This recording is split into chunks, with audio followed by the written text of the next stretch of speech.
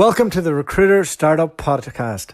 My name's Dualta, and in this podcast series, I will be speaking to investors, advisors, entrepreneurs, and recruiters who are based all over the world, and we will be discussing how to set up, operate, and scale a world-class recruitment company. Today, I'm going to bring you to Berlin, one of the coolest cities in the world, and we're going to be speaking to Jan Gerwat. He's a young founder of Throne Recruiting. Him and his co-founder have set up in the last 3 months. And he's been listening to the podcast, which he says has been really helpful for him to help him with his strategy and what they should be doing, and taking into account their previous experience as well. So it's really cool. He reached out to me. He said, loving the podcast. I'd love to come on and share my story and where we're at and what we're doing. So right now, he thinks that he can get scaled up pretty quick in 2 years, all from organic growth, and the market is flying in Berlin. So they do internal recruitment and HR for the Berlin market, and some key points that we're interested in. Fees are 35%. Everybody's hiring. There's a real war on talent, and they're really confident that they can scale up, and really like this approach. Doesn't have it all figured out yet, doesn't pretend to, believes in what he's doing, believes that they're good at it and they can attract people and they can take all the things that were learned and they're going to have a go at it, and they're going to use every weapon in their arsenal to be successful, and they're putting in the work right now, and it sounds like they're off to a great start. So love these interviews where you can see somebody almost formulating their business plan as you're speaking to them. They're so early on in their business, and it's great to be able to speak to people like this and to hopefully add a little bit of value to what they're up to. So I hope you enjoy this one. I appreciate it. It's a little bit different than yesterday's one with Safe and how they exited, and that's the thing I like about this. There's no set plan. We just speak to whoever has an interesting story in the industry, and I'm really grateful for it, and all the listeners that were getting tuned in every day. We're just about to hit 40,000 downloads, which is fantastic, and I'm excited to get there, and more people are tuning in every day, which is great. And yeah, I learned quite a bit on this for Berlin.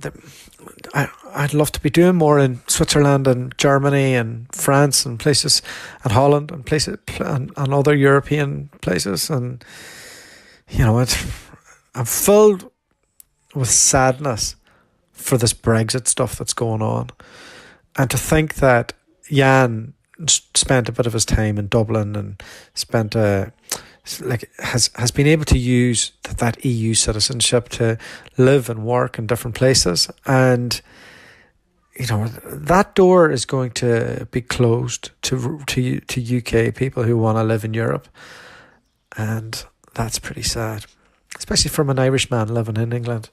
Anyway, that's my Brexit rant over. I know we're not allowed to talk about it. Everybody's bored of it, but just grinds my gears. All right, have a great day and happy hunting. Bad. What about you? Yeah, it's great. Yeah, good morning here. I'm on this fasting diet. I've just started it, so I've just had my first bit of food today. I thought I could kind of handle going through this podcast and then maybe eating afterwards, but I started going a bit crazy, so I thought better get a bit of toast before I speak to Jan. Right. Yeah, I postponed my lunch break a bit, but I should be fine. I mean, we're 1 hour ahead, so it's almost midday here. What's the weather like in Berlin? Surprisingly sunny, actually. It's been super cold the past few days, but now the sun came out. So I take it as a good sign for this week. This week is blessed. I know you German guys have great language skills, but your English is phenomenal. Thank you very much. Where did you learn how to speak English? It sounds like you lived overseas. Yeah, I did. I did live in Dublin for 2 years and Galway for 2 years. And I just recently, around 2 years ago, moved back to Berlin. Wow, what was that like being a German guy in Ireland? Oh, it was a mess, honestly. Friends over there, no, really, friends over there still call me out on things I said back then. So a running gag whenever I'm coming over is like, "How Jan? Are you still sucking your carpet?" Which obviously, yeah. But that was been a great time over there. Did what were you there for? I worked in video games back in the day, and I used to work for Electronic Arts and BioWare in Galway, and then for Nordeus in Dublin, and was making sure that every content that came over to Germany was localized and properly adapted to the market here. Did which did you prefer living in, Galway or Dublin? Well, Galway is a nice small hub, but I think Dublin is where it's at. Is Galway to Ireland what Berlin is to Germany? One could say so, yeah. Although Berlin is this huge hub here, right? Mm. It's very international. You can get away with not speaking German, you know. Both have that bohemian feel, though, don't they? Yeah, true. That for sure, yeah. Yeah, that's just me looking in from the outside. And I don't know much about Berlin actually. I've been to Germany a few times. Yeah. Love the German people. I've had nothing but good experiences there. Um, and there's a lot more talk in the recruitment world about tech in Germany. Hey, Oh yeah. Berlin is it seems a city here right now for all tech related. and so yeah, how did you get into recruitment? What was your first experience? Man, honestly, it was more of a mistake than anything, but it was the best mistake I ever did, to be fair. I knew I wanted to leave the games industry, and I just came across the ad on the internet, applied, and yeah, sooner or later, I just ended up in Berlin, walked through the door of this huge recruitment agency, and met my now colleague with whom I established the new company. But I met him and we looked into each other's eyes and we were like, okay, we're gonna do this. Like, I have no idea of the recruitment business at all back then. But he said, I'm gonna train you, I'm gonna show you how it's done, but we can do big things. And it worked out like that. So Fantastic. And I take it that your colleague is the other guy in the backdrop of your LinkedIn. exactly, yeah, Daniel Hamstein, yeah. Okay, great. And he has a bit more recruitment experience specific than you do, does he?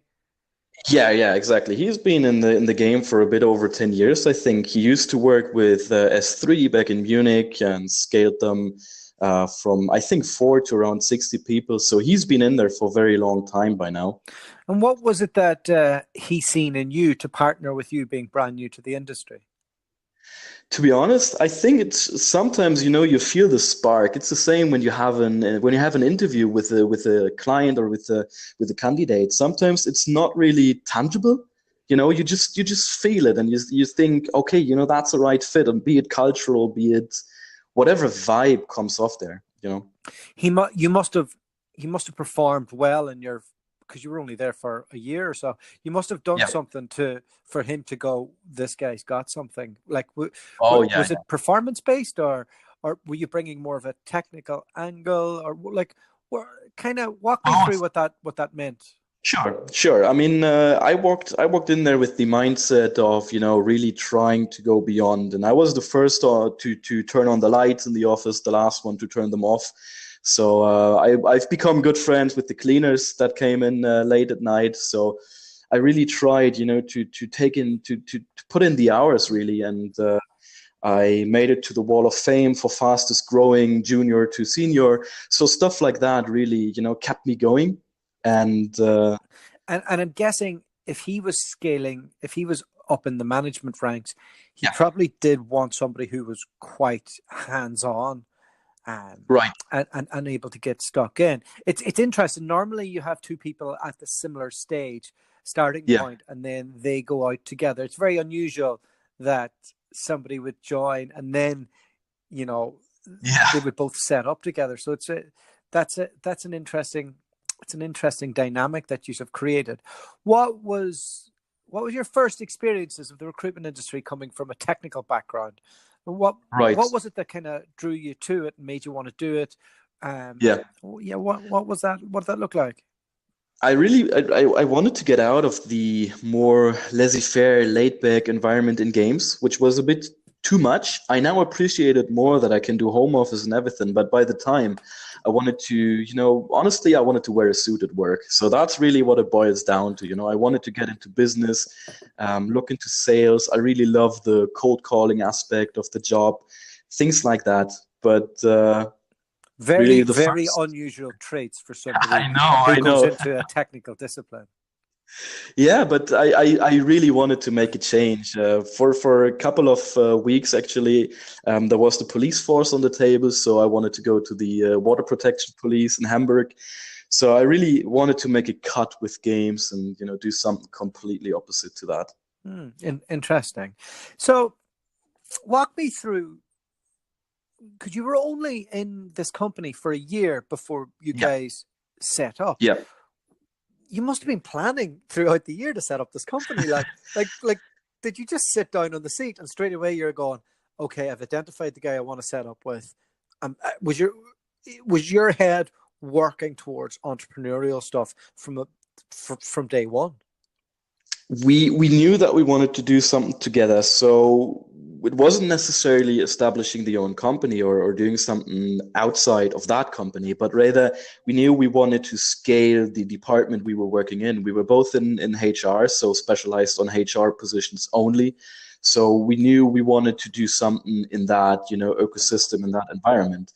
But throughout the year, that company Perm4 was very much focused on KPIs, which is great, for learning the trades. And I think repetition is a really good tool to, learn what you're doing. But over time, it became more and more obvious that we both would love to approach this more from a quality standpoint, from a quality point of view, rather than just putting in the numbers for the sake of putting in the numbers. So it's so interesting that people go on this journey with KPIs. yeah, I had the founder of Digital Gurus. They were scaled right, to like 60 to 80 people, I think, and 3 international offices. A yeah, real groundbreaking brand in recruitment at the time. And he talked about how they exited yesterday.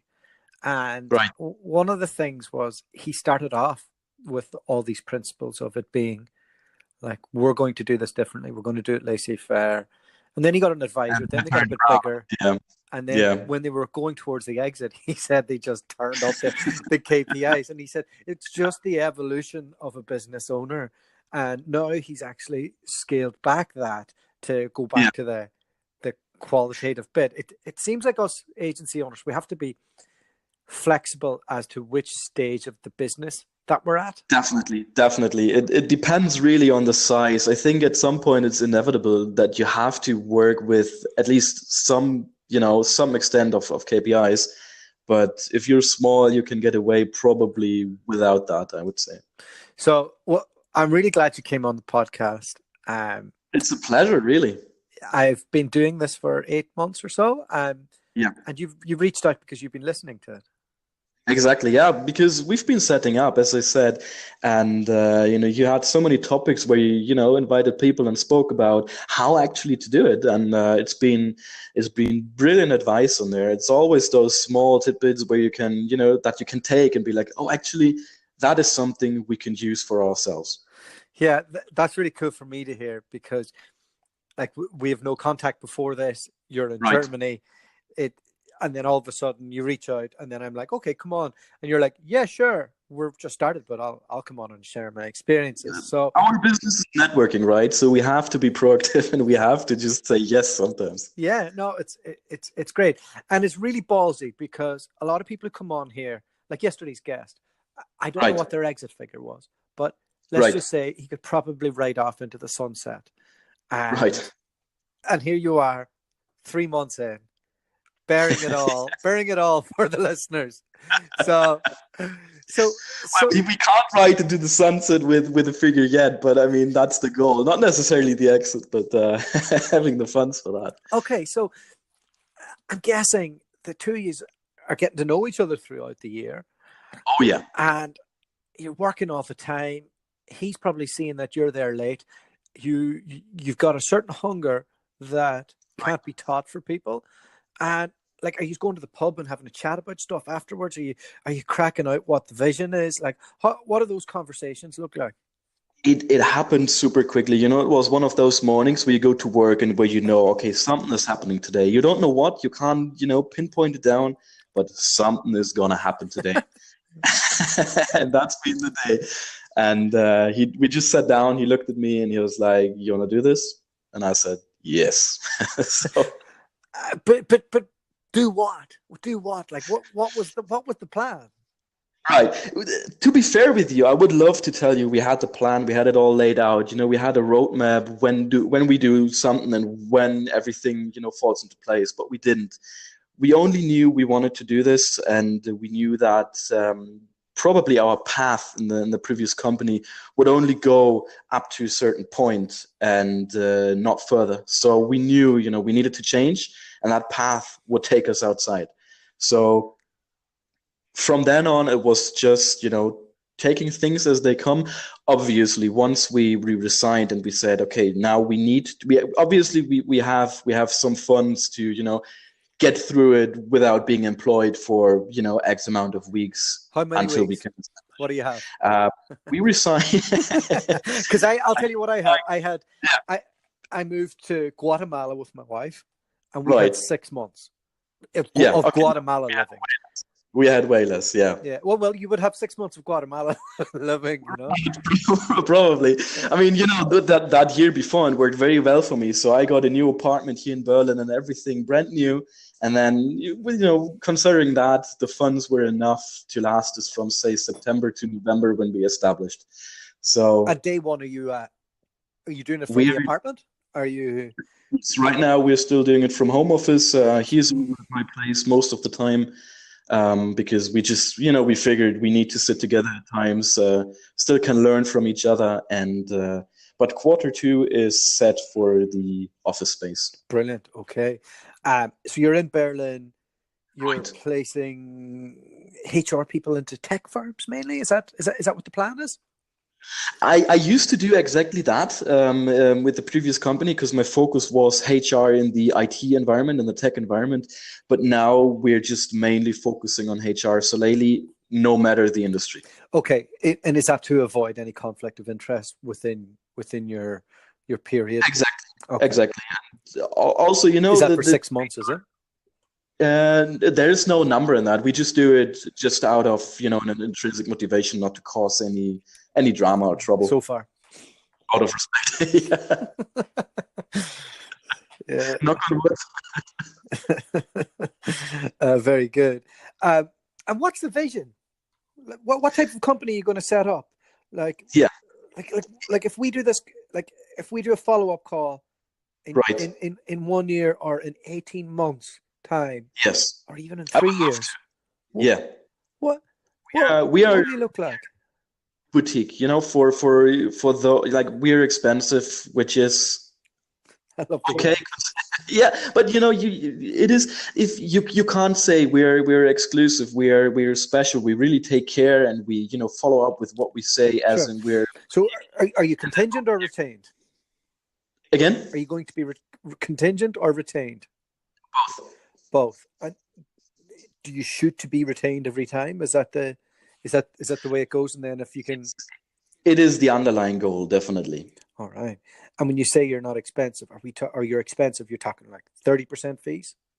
Yeah, 35. Yeah, 35. So it is. I mean, we set up. We had the vision. We compared with other quote unquote glam brands, as in Dom Perignon, or those fashion brands, and we said we want something like that. I mean, the name is very polarizing in itself, So yeah, it's a royalist brand, hey? Yeah, exactly. But that's how we wanted it to look and feel, because it is about, we want to put HR on the throne, because it's difficult, the outlook on HR in Germany, at least. Well, everywhere they don't have a seat at the table. Yeah, exactly. And we want to change that. We want, that's our goal, and that's why we want to work with companies that appreciate good HR work. So very early on, you're coming on a podcast I'm Right. guessing that you come from a technical background. Right. I'm wondering, do you have any ideas on how you're going to do this that are slightly different to the way that everybody else do this? Are you looking to do anything along the lines of media or community building or working with any specific technology or? I have good friends over in Galway actually from the time I was working there. They set up a couple of years ago their own company as well, specializing in technology, high tech, and website building, brand strategy design, and we worked out a great package with them. So they're taking care of our own CRM system. So everything is custom built, and we really strip down, everything just towards the simple step that we need to do our job. And thus now we have time to focus on, as you said, social media and everything in regards to that. And what's the biggest challenge? Is it finding candidates or is it signing on clients? Right now, it's more on the candidate side, to be fair, because a client, if there is a need on the client side, I can always pick up the phone, just give them a ring, and make my way through it and have a good chat about it, and really figure out how we can actually help them.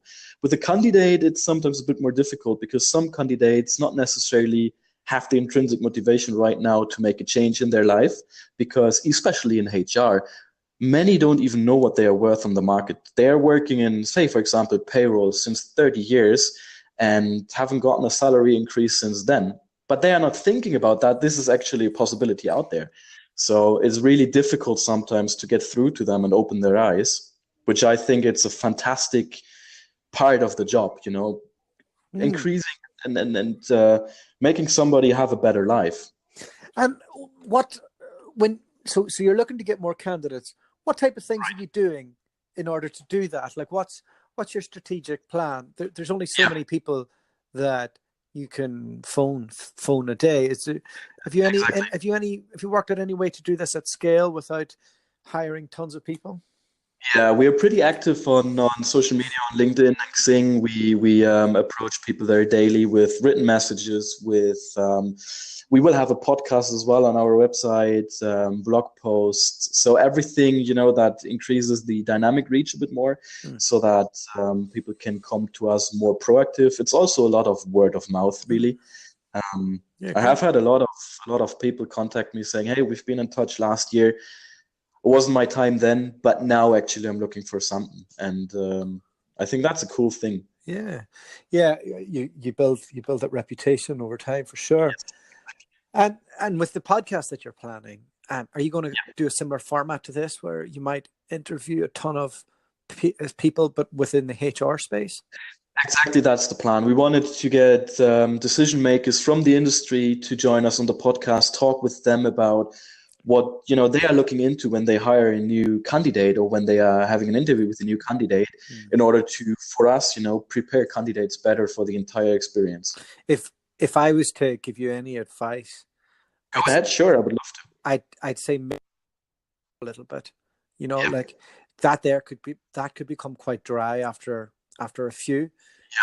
Like I'd be looking to get the journey of every different type of HR personality. Right. Because the stories are different, the personalities are different, on different outlooks within HR. Yeah, and see, when you start doing just people who are speakers, to get them to be sound and feel authentic, it's very hard, because they're going off a script, and I suppose that's why I didn't do a call with you before this, because I just kind of want to get it, like, let's get to know each other on the podcast. Yeah, be very authentic and just do it on the spot. Yeah, I get what you mean. Yeah. And I found that myself, when I'm doing this, that some of the best podcasts are the ones you don't expect, Right. I mean, I'm not gonna lie, there's obviously a lot of thought that has to go into it before we do it, and before we can do it properly. But it's at least the idea that this is something we are excited in and we want to do, and Brilliant. Every word of advice helps. So I'm really grateful for that. Yeah. What type of things which of the episodes have you enjoyed on the podcast, by the way? The last one I was listening into, I don't know, remember who it was anymore. It was about referrals, and they are not doing any cold acquisition calls anymore. They are just asking every client for 3 referrals, I think it was. Oh, his name is James Baker. Oh, right. Yeah, that was it. Yeah. Yeah, I was blown away by that interview. I love that one. Yeah. His it made me feel really bad about my own business because he would have had a similar starting point, and Right. and but not everybody can be James Baker, and we like the part of the for things I have to work on myself is Yeah. try not to be too jealous of some of the guests that You have that to find your own way, right? yeah. So talk to me about the market in Berlin. What Yeah. like I'm hearing it's crazy. Are is it just people are bidding for is it candidate war there right now?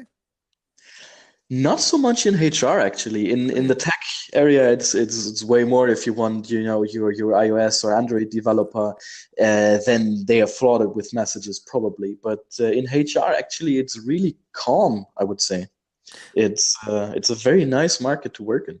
And are people getting jobs from outside the market, or are clients just after people from the city?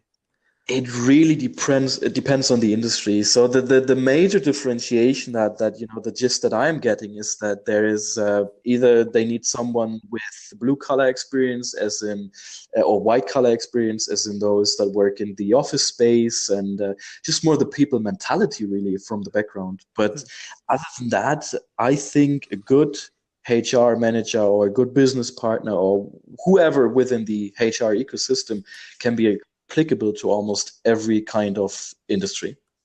And if somebody's listening to this from Right. outside of Germany, um, what's the chances that if somebody wanted to move to Berlin in recruitment or HR and they don't speak German, would there be a Yeah, chance that they could get a job? absolutely, especially in Berlin. I mean, really, the further south you go in Germany, I would say the more German is a necessity to speak. But in Berlin, you get away without not speaking a single drop of German. And a lot of the newer companies, they are just very international, and they actually require a fluency in English. Wow. So what would be within HR Yeah, recruitment, internal recruitment, because we do get a lot of people in that field listening to this. What right, like what positions are the most in demand, and and right. yeah, walk us through what that looks like. Well, a very good recruiter is always in demand. A very good in-house recruiter, be it like a senior talent acquisition manager or just a recruiting manager, is always in demand. Especially even more so if they have expertise in a certain field, like for example an IT or tech recruiter that Mm. has a network in that industry is very high demand and very difficult to find. A good business partner that has experience in working larger size operations companies, very much in demand as well. So also from a technical point of view, if you have special skills like payroll is always very high in demand, especially if you know SAP HCM modules. That always works. And right now, you're three Yeah, months in. You have a bit of traction. yeah. You're excited. Uh, What are you spending your day doing? I wake up before I get out of my bed. I have my phone in my hand. I go through Same. I have social that as media. well. Yeah. It's addicting, isn't it? Like Yeah. you can't just not do it. Yeah.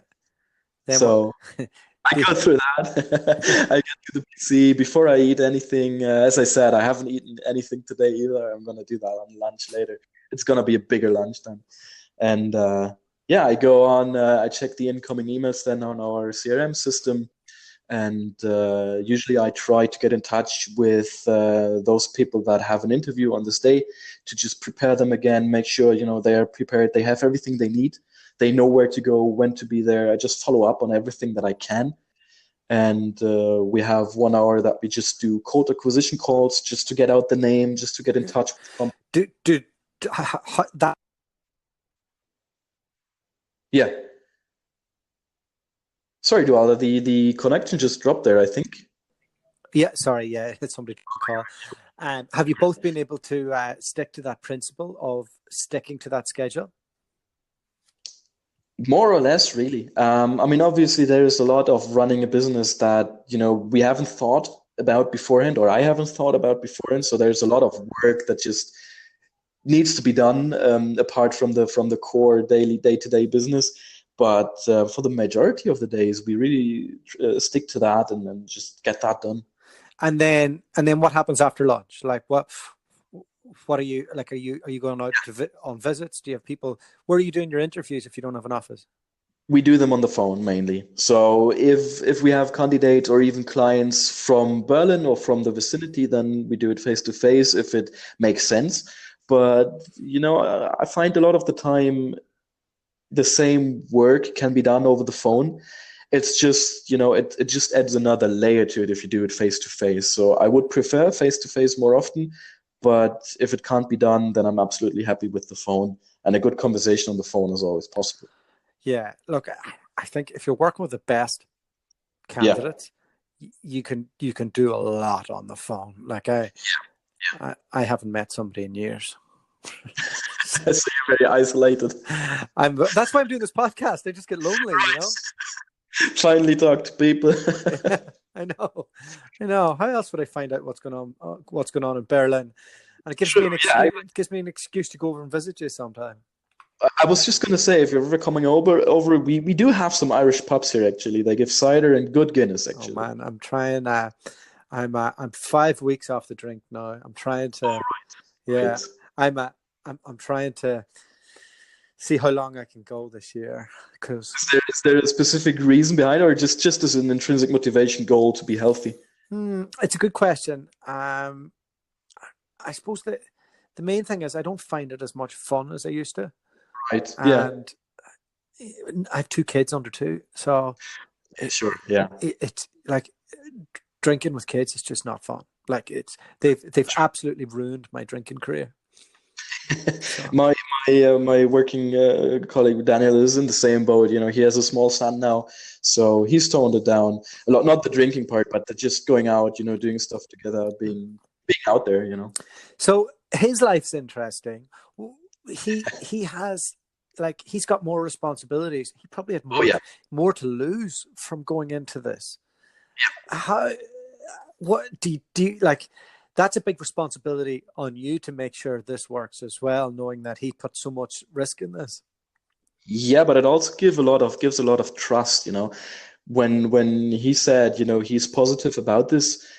If somebody in his position says we can do this, then it gives me a lot of reassurance that somebody with that much experience knows what they're getting into. Yeah, and do you guys have like a list of projects that you want to complete this year to get your business up to the next stage, or are you literally in those early stages where you're just firefighting every day, trying to make sure you're on top of all the massive amount of workload that happens in startup mode? Thank God we're not in firefighting mode anymore. To be honest, it went over really, really quickly, or maybe that's just the calm before the storm. I can't really say, but it's actually really calm. We know what we do, but what we have to do on a daily basis, and we just work it down. We have some goals, what we want to do with the website, where we want to grow the business towards. We jokingly said 2020, we're going to be 20 people joining us. I think that's absolutely reasonable. For Q2, we have 5 people now that are joining us. So, we are already growing beyond the point where we originally said, what is just going to be you and me. So how many people do you have joining you in Q2? How can you afford that from a payroll perspective? Have you went out and got a solution on that? Well, that's the beauty of, I think, the business, because if you do a good job and if you make a good deal, then there's a lot of revenue coming in, and especially if you work with clients that come back that trust you, then you can start to calculate with certain revenue stream. So we did that, and also we have solutions. What do those calculations look like to hire somebody? What do you need to have in reserve before you pull the trigger on a hire? Right. So for right now, it's all freelance contracts. Okay. So we say base salary is none, but a high percentage of of their revenue they make. Okay. We want to keep that because the company we worked beforehand had a similar model. I earned $500 Yeah. baseline basically, and the rest was just commission. So, but that was, what attracted us to it because we said if we do a great job, there's, Yeah, it's a good way to hire into a boutique. All right. Will you have a negative yeah. override on that? Or will you be giving them a draw? To be honest, that is still something we're looking into how we do that and how, what's the best middle ground and Yeah. solution there, for the sake of the business, but also for the sake Yeah, of them. there's no straight answer on that, I'm afraid. It's Yeah. a tough one. The things that you have to kind of keep in mind are if you go straight commission and no draw, then you're not offering the person much reason not to just set up by themselves. So Exactly. there's a risk there. So I would have a draw of some description so that they at least feel that they're being paid for what they do before things come in. And you can flex that draw and like that draw depending on the percentage rates. I would also not go too high on the percentage rates to start. I would find a medium line so you have somewhere to go, because it's a really tricky one. But like anything, like I would work out where I want to get to in terms of size, and then I would find a company that's done that. That works for that size, and then see what the best model is. Like the guy,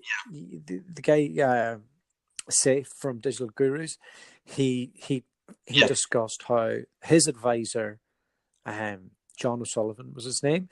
He's part of Elite Leaders. Now, he was able to structure their company in a certain way to get them to a certain size using certain financial models. So when it came to the point when they wanted to exit in years to come, they had everything done. And I think there's very proactive planning. I don't know if there's any need to be doing that in year one, to be honest, because year one's let's just get it up. If we can get to 10, if we can get to 10 people and we're profitable, that's amazing. And kick on from there. But I think if you're at a point where you're close to 10 people and you're like, okay, I'm going to start growing aggressively now, then I would start planning for where you're going to end up. And I think a lot of mistakes I made myself is just trying to half guess things and then trying to fix it, as opposed to getting somebody and going, this is what you should do. To not rely too much on a gut feeling and guessing.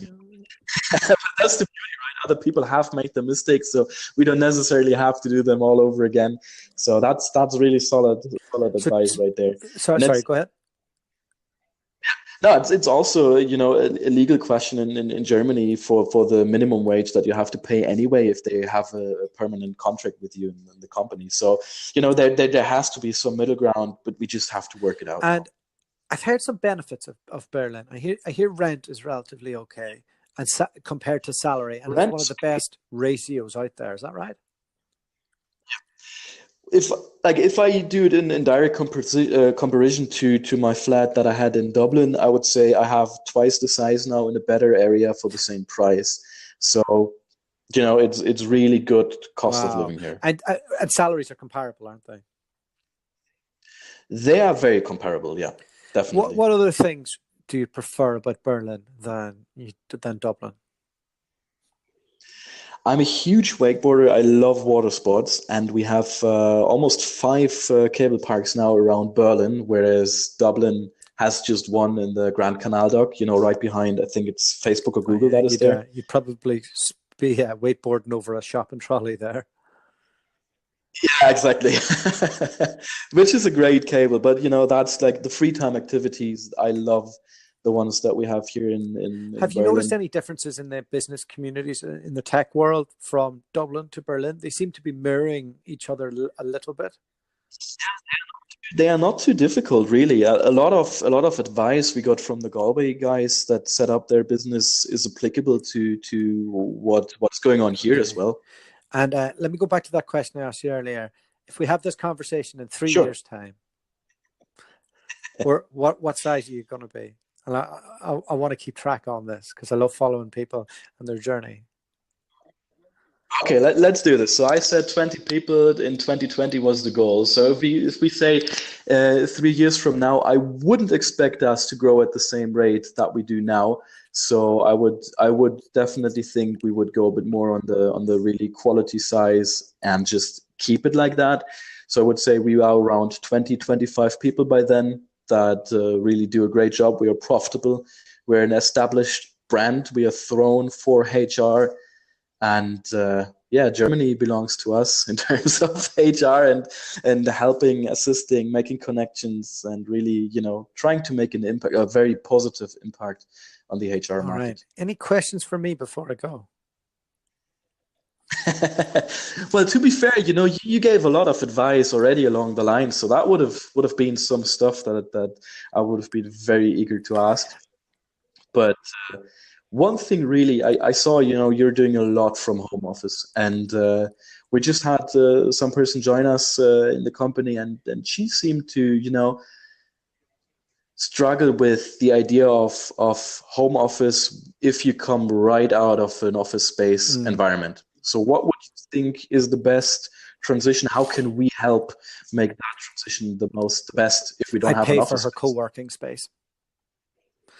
Right. Yeah. So co-working. And I'd make sure that you go in there yourself a couple of days a week. So she feels like she's part of something and do that. Like you might just pay for one office between you all. And then make sure either you or your business partner are doing a half day in one of the seats.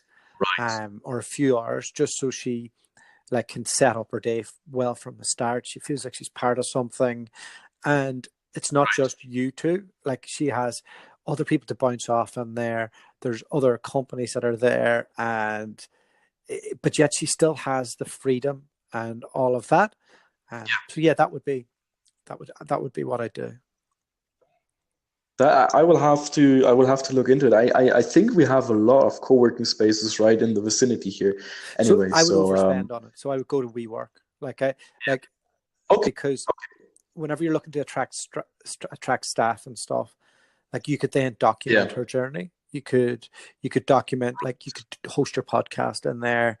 You could because you want to have you want to create a certain cool edge to what you're doing to attract further staff. So that I think that's a great halfway house. Right. I will definitely look into. So WeWork, you said, I think actually they are here right around the corner. I will definitely, I will definitely look into it. So that is really good advice. Thank you very much for that. Next time we do this, pal, I'm coming to Berlin.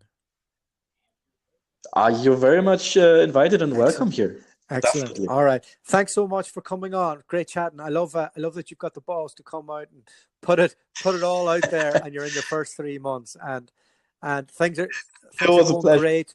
And I just love seeing ambitious young people going for it. So well done. Look, I love the job. I love networking. I love everything. I love helping people, and ultimately, I love being here. So let's do this again. That's a whole lot of love. All right. I just love my job. All right, take it easy. Have a good day, yeah? Bye-bye. The podcast you just heard was made using Anchor. Ever thought about making your own podcast? Anchor makes it really easy for anyone to get started. It's a one-stop shop for recording, hosting, and distributing podcasts. Best of all, it's 100% free. Sign up now at anchor.fm/new. That's anchor.fm/new to get started.